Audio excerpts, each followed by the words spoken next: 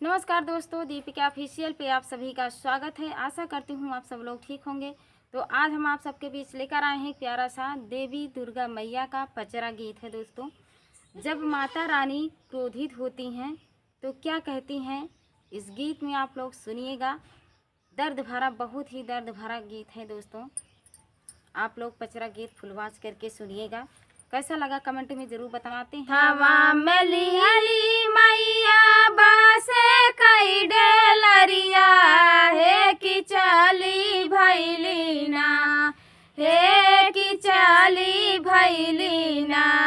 मैया फूलावा तोड़न की चली भैली ना, मैया फूलावा तोड़न मैया चली भैली ना। फूलवा ही तोड़ी तोड़ी भरली डेलरिया हे कि गाछी देतीऊ ना, मालिनी गाछी देतीऊ ना। हमारे अड़हुल के हरवा मालिनी गाछी देतीऊ ना, हमारे अड़हुल के हरवा मालिन गाछी देतीऊ ना। हरवा पहिरी जाबई सेवा का के घरवा हे किया जूरतिया ना, हे किया जूरतिया ना।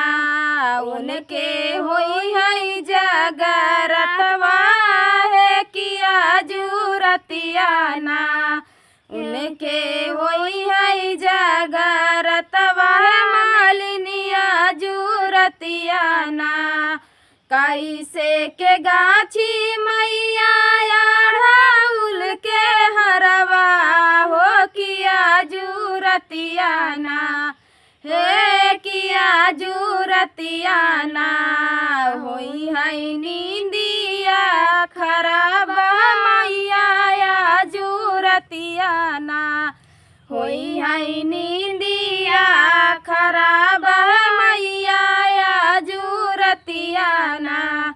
ऐसे जीनी बोला मालिनी, ऐसन जीनी बोला हे कि होई जाबिऊ ना, हे कि होई जाबिऊ ना। सातऊ जाना माँ कोढ़निया है मालिनी होई जाबिऊ ना, सातऊ जाना माँ कोढ़निया है मालिनी होई जाबिऊ ना।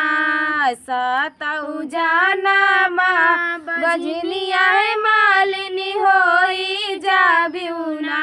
अथवा ही जोड़ी जोड़ी पौआ मैया के परली हे कि गाछी देबई ना, हे कि गाछी देबई ना।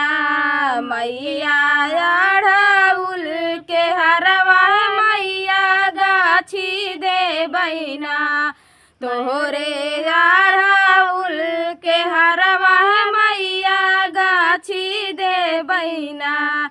गलती कसुरवा मैया माफ कई दिहलिऊ हे किरतिया गछबई ना, हे किरतिया गछबई ना। तोहरे अड़हुल के हरवा मैया गछबई ना, तोहरे अड़हुल के हरवा मैया रतिया गछबई ना। आना दुख दिहलू मैया धाना दुख दिहलू हे कि जीन दिहलू ना, हे कि जीन दिहलू ना।